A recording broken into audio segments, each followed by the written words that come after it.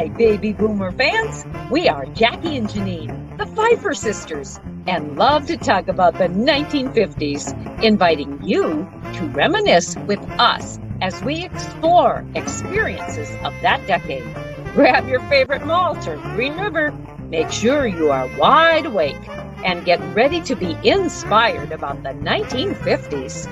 Welcome to the 1950s Fun Chat. Hi, everybody. Thank you for joining us today. We think you are really going to enjoy this super fun chat because it does involve you. Do you remember the toys you played with in the 1950s and all the creative play that you had an opportunity in which to participate? Maybe you were born in 1950, maybe you were born in 1959. You might have been born ahead of that or behind it. It doesn't matter. But there were the toys of that era, of the 1950s era, were so unique, and we are fortunate to still have some of those toys in our cache. Wouldn't you say, Jackie? I guess so. Yeah.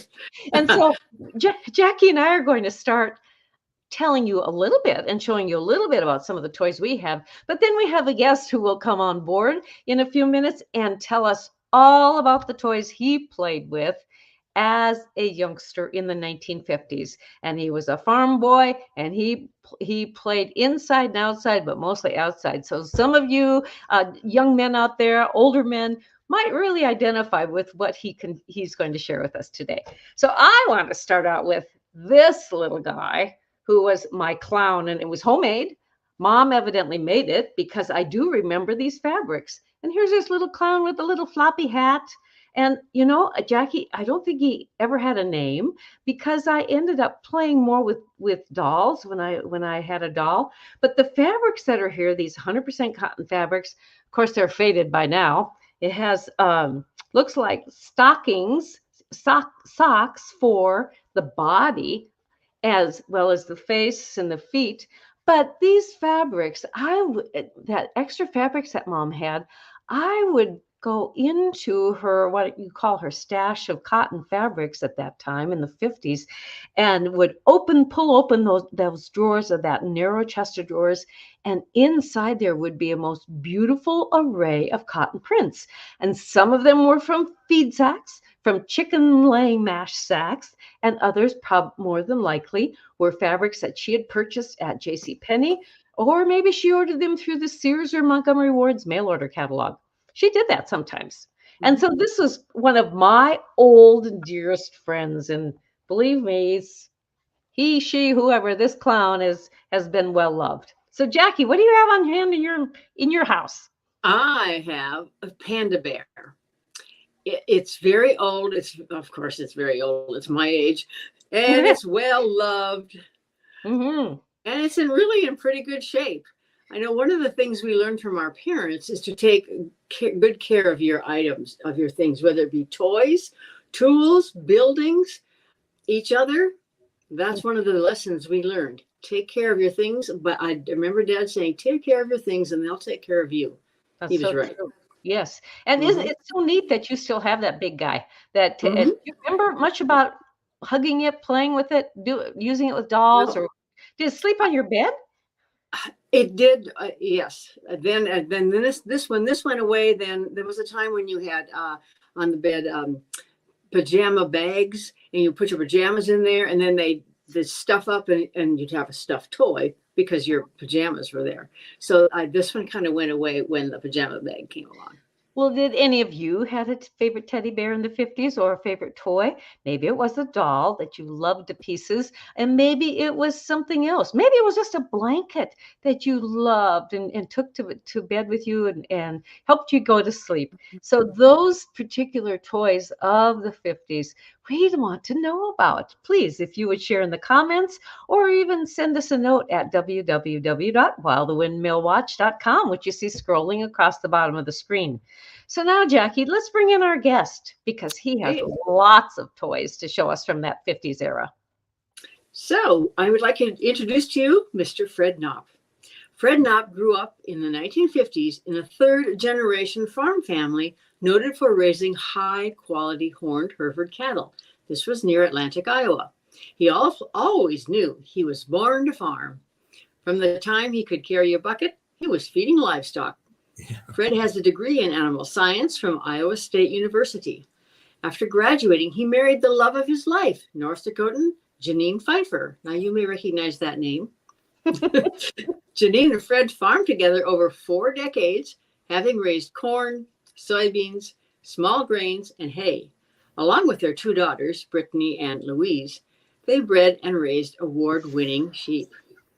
In their daughters' combined tenure of 4-H and FFA membership, their market lambs garnered championships at many major livestock shows across the United States.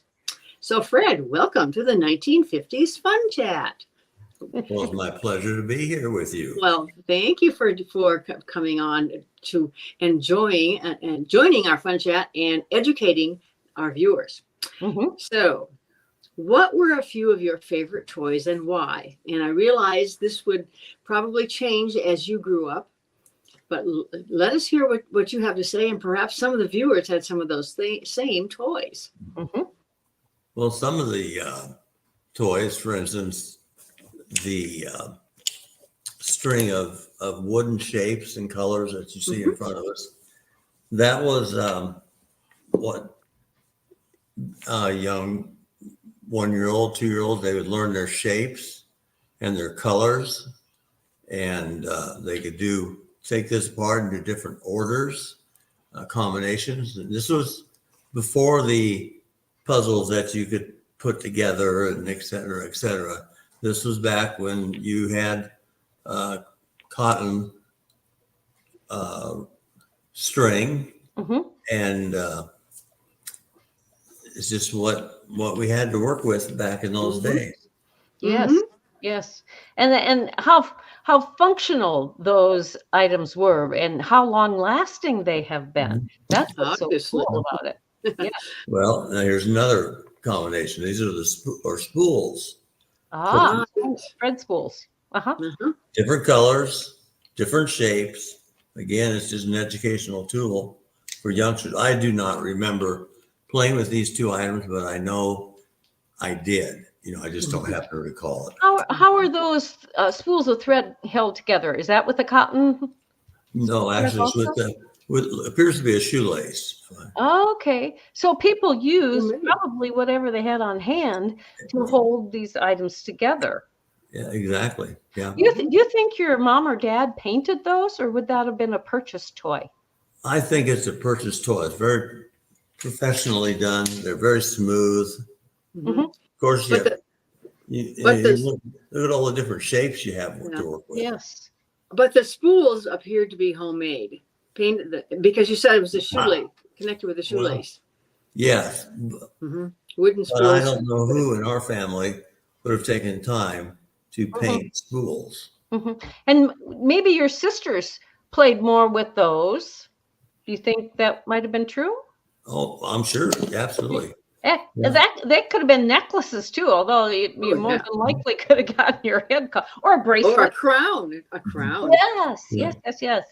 I'm surprised that this is a very nice item here that it has made it through to this point in time intact. Yes, and I don't think that we ever saw those when our children were little. I think your mom and dad had kept them very lovingly in a box with some of the other toys, but it's nice to bring them out and see what you played with as a child. Yeah. And so what else do you have there? Yeah. Here's another item that very popular, different sizes, shapes you can get, but are tops. Yes.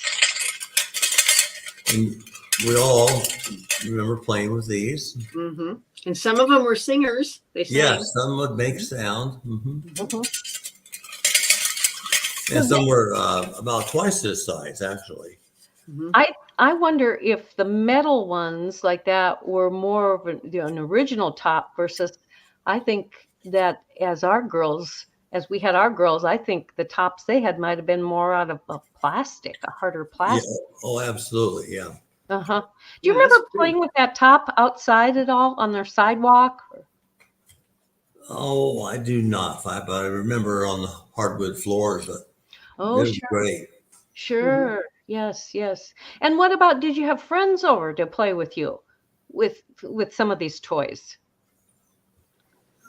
Actually, when I remember having friends over, more when we were outside, maybe playing basketball or Mm-hmm. hunting, perhaps. Okay. Yeah. Did you have a sandbox, Fred? Oh, yes, absolutely. We'll cover that in a little bit here. Okay. What do you have? What else do you have there? Here's an item that we had a lot of fun with over the years. It's a wooden race car. Mm-hmm. Ah, and how did you go about using it? We pulled it with this homemade Jar ring. jar ring lid. Yeah. Yes. Good. What a nice way for a small child to get their hand around that and pull it. So did you try to have a race with it or time it or how did you use that? I remember without the string, and then our house had 3 alleyways in it, if you wanted to look at it that way from a floor perspective.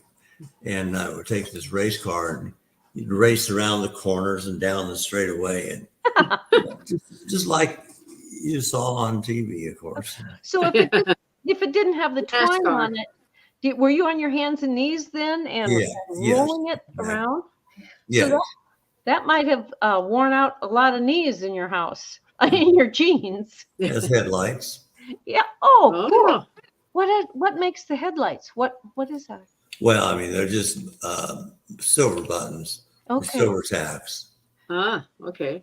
Well, viewers, did any of you have races in your house with the wooden toys and a wooden car? How fun would that be? Is there a brand name on that, Fred, underneath it?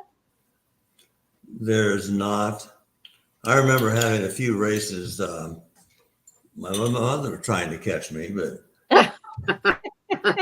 And why was that?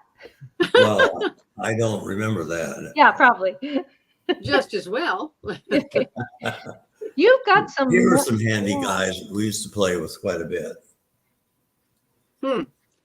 So, and what are those called? Well, they're made by Bill Ding, D-I-N-G. Okay. And I wonder if you can still get those toys today. We'd have to hop on the internet and figure that out. you bet. Probably Etsy would be a good place. That's a good place to buy a lot of vintage. And there came in different colors, so you could stack them, kind of make a pyramid out of them. Yeah, you could do whatever. Mm-hmm. Can they stack right on top of each other? Yeah, like that. Oh, just like that. Ah, Okay. They don't. creative play. Or the hand, if you will, hooks into the shoulder. I see. Mhm. Well, Cool. wood was certainly a very usable commodity for making children's toys. Wood and tin. Would you Well, say? before plastic, of course. Yes, yes. Mhm. But long lasting and sanded and painted, so no slivers occurred in the little hands. Okay. Oh, So- what do you? So let's get back to my question. Mhm. What are some of your favorite toys?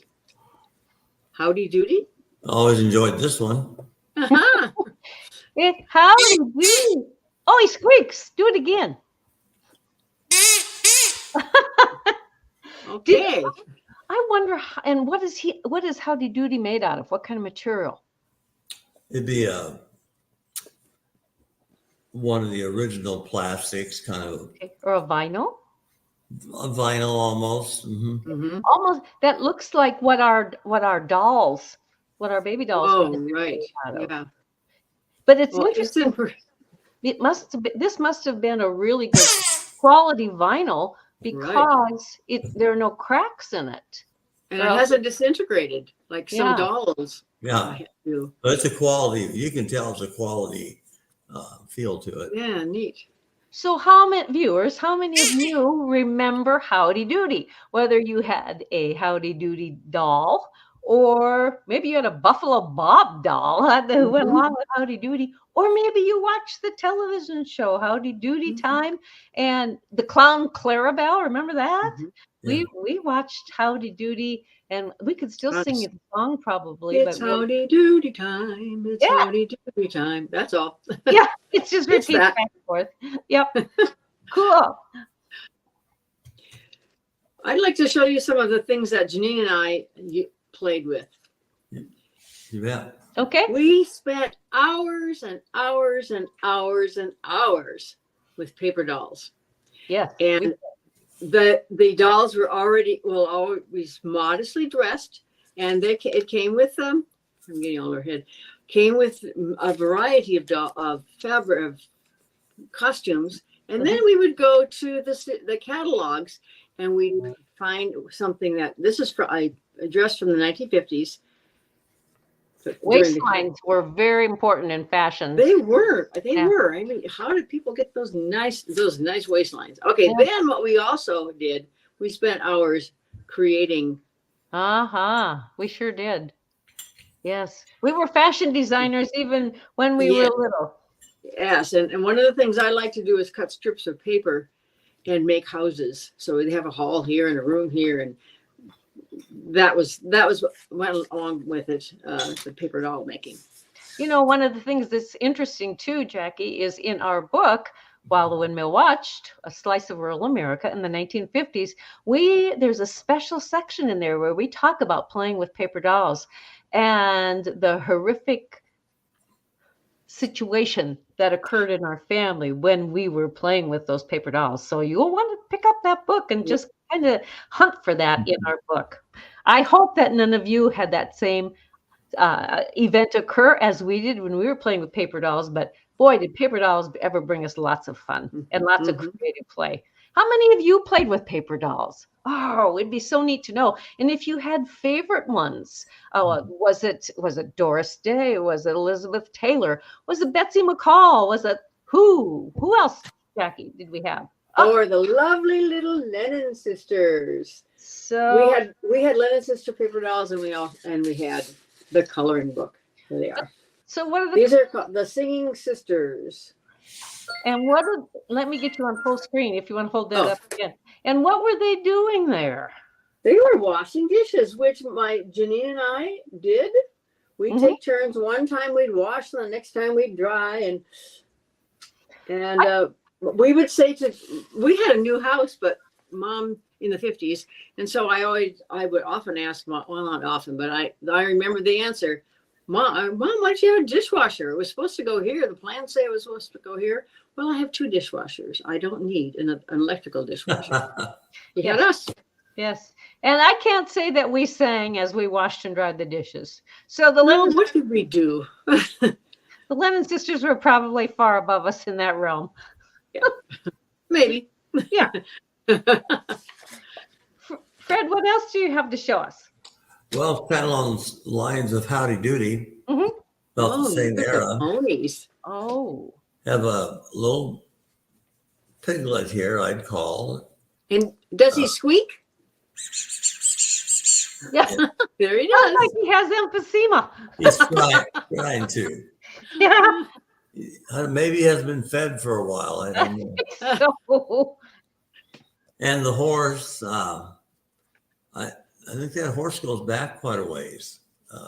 You think before the 50s? It wouldn't surprise me. Yeah. Do you remember playing with that horse and the piggy together? I remember the piggy. I do not recall the horse. Okay. Mm-hmm. Well, that is a good segue to that horse that's in the background. What about that horse? Well, that that's rocking horse. This happens to be, again, Howdy Doody out of the road here. Yeah. Can you see it okay? Yes. Yes. Mm-hmm. This is, Janine, I'll just say Bucky, and you can go from there. Okay. This is my rocking horse when I was a little girl, and it was so fun to ride. And if you notice up where the ears might be, there's a hole on each side of the head, and I suppose something, maybe it was a leather strip, maybe it was a piece of fabric. No, it was a piece of red doweling. Oh, red. Yeah. Okay, yeah, that you held on to rock back and forth. Mm-hmm. But it's in marvelous shape. and it was so fun to ride. And even now, each of our four grandchildren have had pictures taken with them each riding that horse when they were about well, Sophie was she's just one, and she rode it just recently. But I can remember when Claire and Nathan were probably 2 or 3, and they were on it, and Reese was 1 also when he was on it. So it's been fun to have it around and bring it out. And it's I have seen a pony like that at Etsy, and they're still available. So it's maybe did anyone out there have a pony like that? I would love to know that.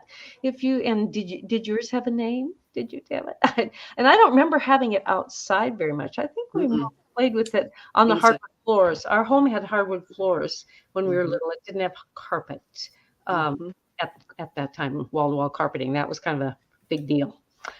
Fred, what do you have there? Well, it's turned out to be, it's old enough now, it's called a collector's item. This is the scale model of an International 400 tractor. They started to build these in 1954. Our family had 2 of these tractors. They were both narrow fronts and without power steering. They were man killers. You'd put a mounted cultivator on each side. Most people had 2 rows on one side, 2 on the other. So they had a 4-row cultivator. Of course, when you raised it up to turn at the end of the field, all your weight was on the front end of that tractor. And without power steering, it was a job to get it around the corners. But this is a pretty fancy one. I don't know if you can see on the side here, it has a belt pulley. And that's something that collectors look for. Another thing collectors look for in this tractor is what's called the fast hitch, which is a method of hooking on the implements that International Harvester introduced to the industry. Instead of using a 3-point, they decided it'd be handier and made it use 2-point and made implements that fit their tractors' 2-point hitches. And, it was well accepted, but it was kind of a problem once the industry decided they were going to go with a 3-point route. Then these guys became a little problematic because you couldn't put a 3-point hitch on them. You could adapt them. I believe there were adapters you could put out. What I wanted to point out is this little bar right here, just the little flat bar going across with the 2 prongs to stick in to the fast hitch. I noticed on the internet the other day, if you need that little piece, you could buy that for $250. You could, yeah. So, Fred, explain the difference between 2-point and 3-point. Well, just the points is defined as how the implement attaches to the tractor. Is it a triangular, 1 pin at the top, and 2 on the right and left bottoms, or 2-point? I don't know if you can see this very good, but it's just here and on this other side. Okay. This drawbar would come out, and then you would fasten. The implement would have 2 prongs on it, which would correct shape, mold it correctly, etc. Stick in there, and then they fasten in. So were this tractor that you have here, how did you play with it? What did you do? Oh, just pretended to farm. And did you have kernels of corn out there with you? Did you have kernels of small grain? Did you set up your rows or your terraces, or how? But and did this tractor have any implements to pull? Yes, I know I had a wagon, a red wagon. All right. Made out of steel, of course. I don't recall much beyond that. As far as playing with it, I kind of kept this tractor as special upstairs, I think pretty much in my room. It's just not dinged up at all. It didn't have much outside use. I can see that. And it's kind of nice to have as a remembrance. Yeah. And then what would have been the style of tractor that Farmall made after the 400? Well, then they moved into what's called the 60 series. And there was a 460, a 560, 660. We happen to have a 460 with a fast hitch. Mm-hmm. One thing that's nice about the fast hitches, you got to remember, 1954, that's before the advent of big round bales. Mm-hmm. So if you wanted to make hay, you either made loose hay or you used a square baler. We happen to use a square baler, an old International 45 that if you had given me a piece of dynamite, I'd have blown it up many times. It was not a dependable baler. Mm-hmm. But with that being said, we had two trailers. Everybody had trailers or skids at that time. So you pull out in the field, load your bales, take to the hay mound elevator to get them up to the hay mound, or to the grapples if you're doing loose hay. And what was nice about these fast hitches is that you could put what's called a plate on them with a hole to hook an implement on. So two bolts would hold it on the center of the fast hitch. Then you could lower the fast hitch down, and you didn't have to lift those heavy trailers up with your back. Yeah. And people didn't have jacks on them back then. Mm-hmm. It was problematic. Anyway, it was sure nice just to back up hydraulically, lower that down, put your pin in, lift it up, away you go. Mm-hmm. So did they make connectors or something?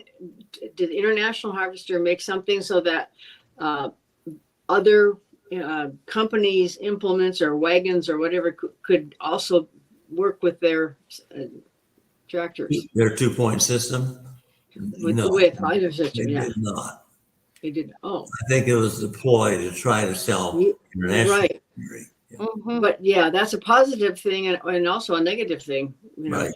Yes, I'm sure it was a decision that was talked about quite often. Yeah. Well, I can see where farmers were ingenious, and if they knew how to weld, they probably could have made a connector and worked it out. The thing I remember about the 460 was when Dad got a 460, it had power steering. What a remarkable addition. Remarkable. For tractor driving. Now, John, in all fairness, John Deere had power steering available in the early 50s. Okay. Maybe the 40s, sometime in the 40s, because they had power steering in their tractors, and that was an advantage, I thought. Sure. Certainly a selling point. Yeah. Mm-hmm. At that time. Okay. Here's another item we played. This is just a little teaser. If you can see that little guy. Let me get you closer here. Okay. What do we have? A train car? Well, what do you think it is? Looks like a little red caboose. Chug, chug, chug. I think it is. Yeah. Exactly right, Jackie. And the only thing is, it's missing the train. Well, its train happens to be right down here. Be a little difficult to show this to you, but here's the engine. Wooden. Okay. The blue engine. The The little blue engine that could. Is that what it is? Oh yeah, this engine. You can see the square corners have been loved and worked with and played with so much they're rounded. Was this your first choo-choo train? Oh, absolutely. Yeah. And what did you put? Did you haul anything in that car? Oh, everything I could get in it. Such as what? Oh, you put Rocks or grain or whatever. You were good with rocks. I wonder if you're playing outside. I had a lot of rocks in my rock collection. Yeah. Yes. Viewers, do you have one of these in your collection? A wooden choo-choo train? Boy, Fred, what age of this do you think? Early 50s or 40s? Well, I think it's 40s. Yeah. Yes. And how are those cars held connected? With a rope. Looks like a shoelace. Now here they're connected with eye bolt screws. So do you think more than likely your dad put in that eye bolt screw in order to make it sturdier? I think, well, maybe. Hard telling. See, the caboose will be back. Yes. And those were the 4 total cars for that train, or were there more that you recall and we just don't have? No, that's all I ever recall. Okay. And I imagine you were on your hands and knees pushing that thing around, either in the house or outside. Yeah. All the wheels are in good shape. And Well, you have another train, I think, in your collection too. Why don't you show us part for that? It's here's the car. Uh-huh. And this happens to say original shredded wheat. Oh, is that right? The cereal. Yeah. So, do you think shredded cases of shredded wheat were hauled in there? Or Oh, no doubt. I'm sure. Wheat was hauled? Is that I can't tell who manufactures shredded wheat. Is that Kellogg's? I think it's Nabisco. Nabisco? Yeah. Yeah. So more than likely, then were they hauling wheat to the Nabisco mills then in that car, or you think it's just advertising on that outside of that car? They could. This would be the typical box car that grains were hauled in. I was speaking with a gentleman that owned an elevator, the same era that box cars were used to transport grain. And it was a problem because the doors are normally on the middle part of each car. Well, to fill them up, you got to get grain clear up to the front of the car, both sides. So they had special spouts that curved going into these cars, and the grain would come down and at a great velocity and kind of blow itself up into these corners. And then you would put plywood or wood across this door as you filled up the center. Do you think that they would always fill them to the brim, or were they limited to a certain weight? There would be a certain weight on the car. Don't know. And what other cars do you have? Let's see. Is that made out of metal, Fred? It's actually the wheels are metal and the hitches work. But the car happens to be plastic. It's a Lionel. Okay. How did you have this train set up in your home? We had it on a 4x12 plywood table we had made, and then laid the track out going clear around the perimeter on the table. And the table is about a foot and a half off the ground. And then there was also a track going through the center that you could strategically place. Do you want it closer to the end of the track, or do you want it in the middle, or wherever? You can do some variabilities. Here's kind of an interesting car from back in the day. If you remember the Cuban Missile Crisis. Oh, yeah. This is a car that fires a missile. I don't have a missile, but it still fires something. Tell it when you played with that. You fired missile? You had missiles to fire then? Yeah. How far would they shoot? Oh, far enough that you could hit somebody with them. And did you? Maybe. I don't know. We should just probably stick to train talk. I bet there are some members of your family who could tell stories. They might. But this is kind of a neat car. That is very unique. Here, this is my workhorse right here. Yes. So that's a replica of an engine for what line? LV. Okay. So go ahead. I think there was a train called the Lay, spelled Leigh or something. Okay. Lay Valley. Like Lee Valley type thing? Maybe, yeah. Okay. Anyway, that's the engine. There was another. There's a couple more cars. Do you one remember called stimulated steel pipe, and another car was that I really loaded up was a what we called a gondola car, and you could carry rocks and that thing till the cows come home. We would load this train up enough that the engine would lose traction. And one thing that was interesting about this engine, maybe all of them were that way, I'm not for sure, but it had kind of an electromagnet ability to attach itself to the tracks to get more traction. Oh my. Huh. So And how was how- it batteries, or how was it? How did it run? Was it Yeah. on batteries? Oh, with you have a transformer, and you could vary the electricity going to the Ah. engine, so you go slow or fast. Or, Okay. Boy, how did you try to make it go as fast as you could, oh, absolutely. especially around the corners? It really traveled well. Ah, good. And the magnetism, of course, would hold it on the track going around the corner. Yes, yes. What was going? Do you remember what was going through your mind when you were playing with that train? Was there a destination you had in mind? I mean, you live close, rather 60 miles from Omaha. Were you loading that up and taking that train, taking that load to Omaha or Des Moines, or do you remember? Well, I was always infatuated with the railroad, and I'm sure I had destinations in mind and had commodities in mind that I was hauling, and maybe I was strategically, getting a missile in a certain position to defend our country. And of course, it's during the time of the Cold War and a little after that, and that was on people's minds. Yes. Mhm.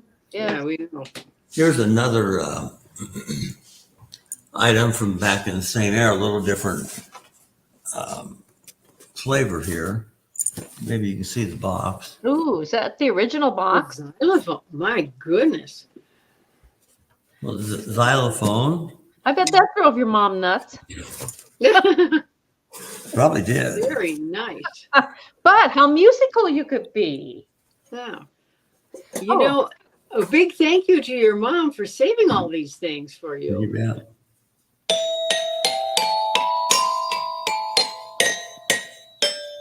And that spoon is not the original. No. Is it? That's from my cupboard. Oh,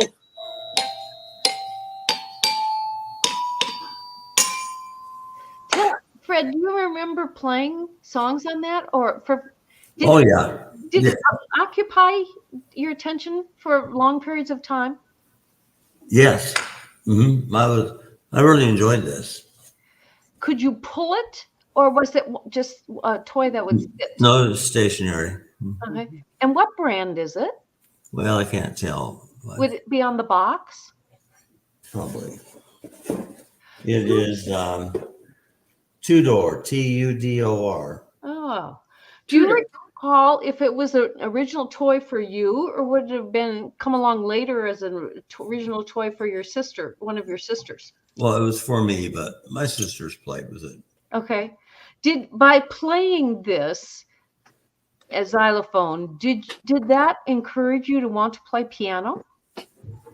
Oh, maybe a little bit. I just ran out of time to do the piano. I enjoyed the piano very much. Mm-hmm. Mm-hmm. Okay, I see a semi off to the side there, and I think that has a pretty remarkable history for you. And maybe someone in our audience has had a livestock semi like that too. So I'm looking forward to hearing you talk about that. Well, this semi is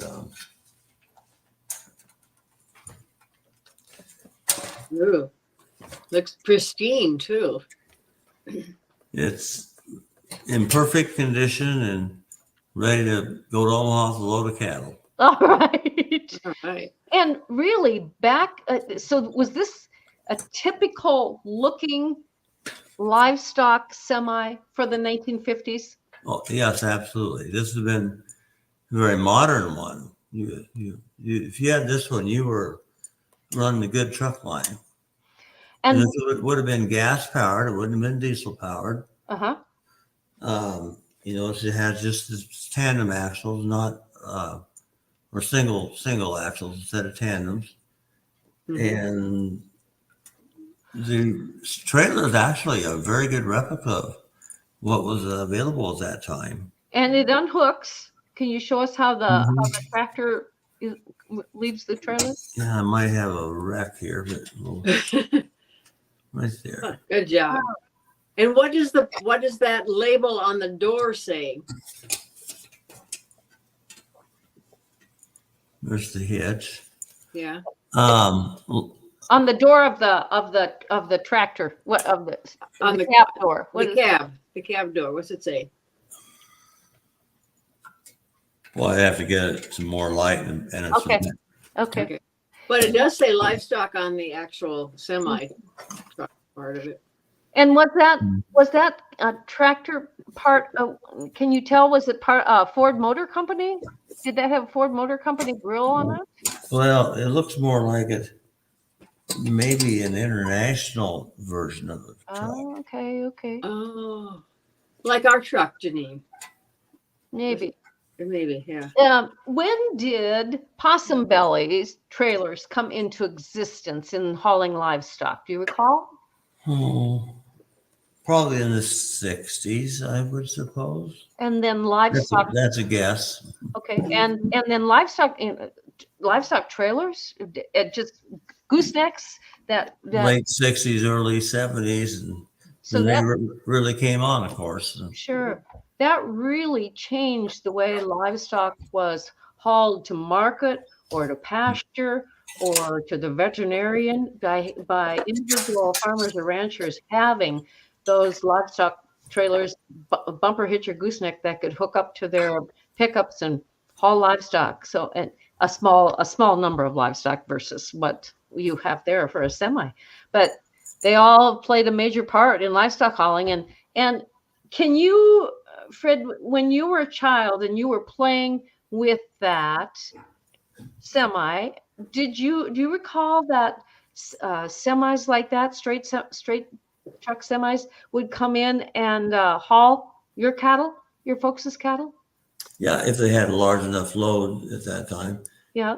Most farmers at that time had what's called a straight truck. Sure. Which is a truck with an big old box, maybe 12 to 14 feet long, and mimics a semi, only it's just on a chassis like the truck here. What's your favorite story of accompanying your dad to Omaha with a load of hogs or a load of cattle in that truck? We made a lot of trips with that truck. An old R160, 6-cylinder, straight engine, straight block.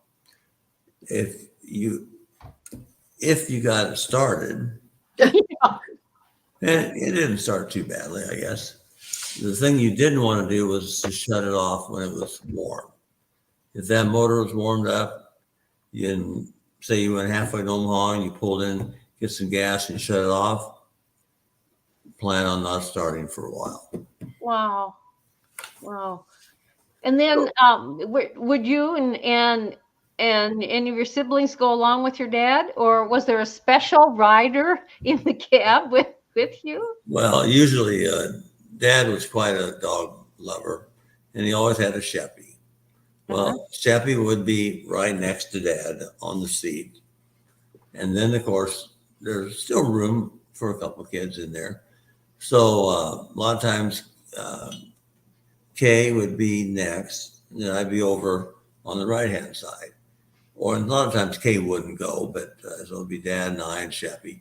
And Dad would get in line over to Omaha, usually take an hour or 2 hours to get through the line. And then the Nixon feed mill, Nixon, was a big feed company in Omaha, Nebraska at that time. And Dad would go over there with the truck and buy hog supplement, maybe a ton or two, 3-4 ton, take it home. And that way we didn't have to pay somebody else to haul it out to the farm. And that was always really interesting to stop at this big elevator, and it's very fancy, and it's at night and it's all lit up, and you go in and order your feed and they know you because you've been there before. And we, one time Kay was with us, we were on our way home, and about Carson, about halfway home, started to snow. By the time we got to Griswold, it was a blizzard, and we couldn't see the road.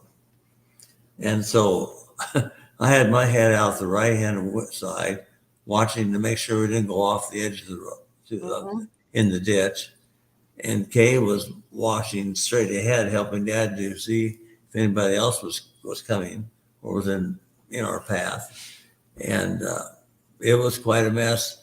When we got home, we busted through drifts in the driveway, made it into the lean-to shed where the truck sat, and we would have not made it any further. That's just as far as the storm was going to let us go.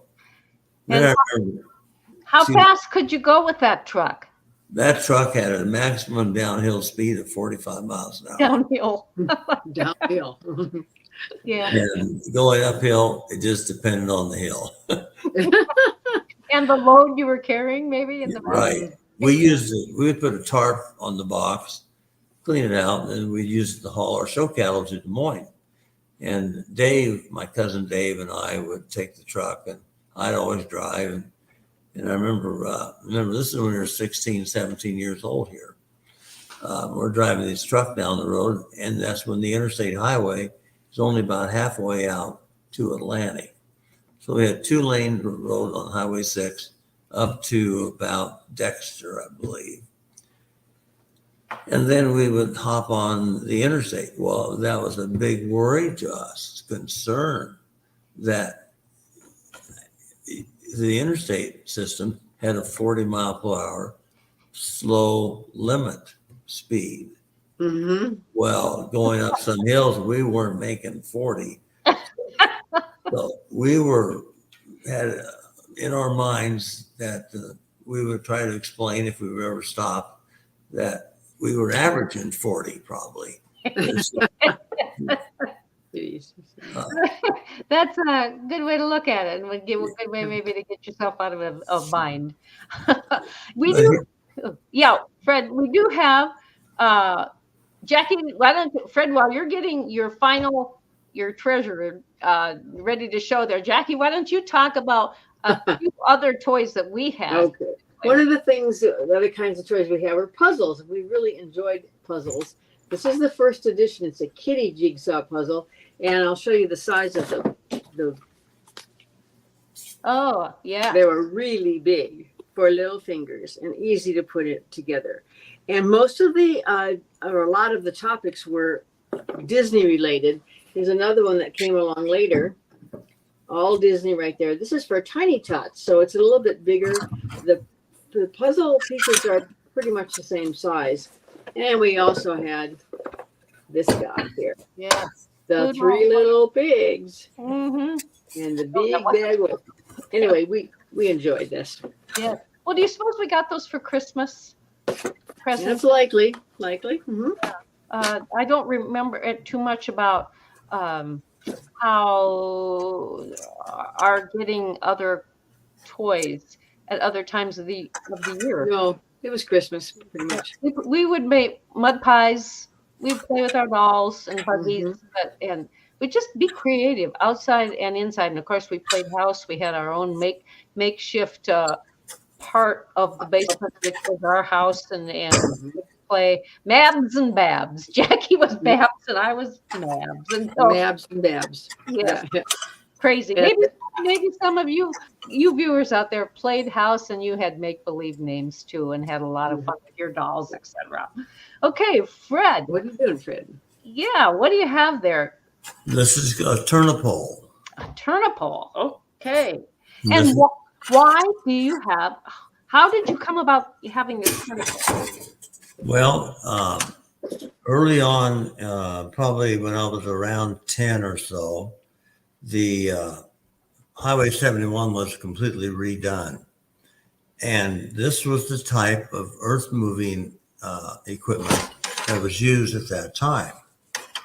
I can kind of back this up, maybe. You can see a little better. Called a turnipole.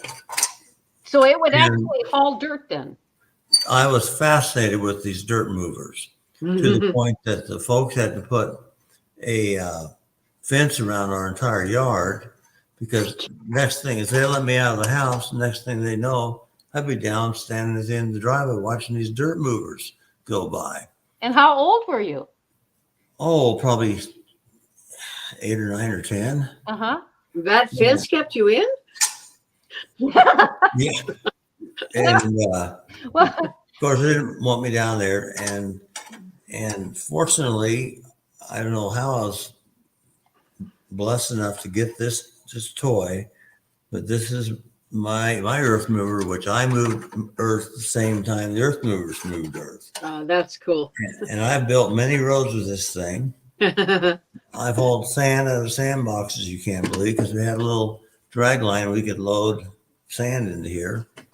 And it was worth hours and hours and hours of play and imagination and construction.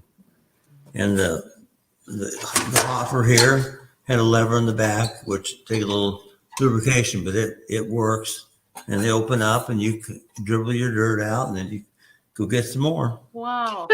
Did you play by yourself with this, or did you have relatives or friends? No, this is pretty much just me. Okay. Yes.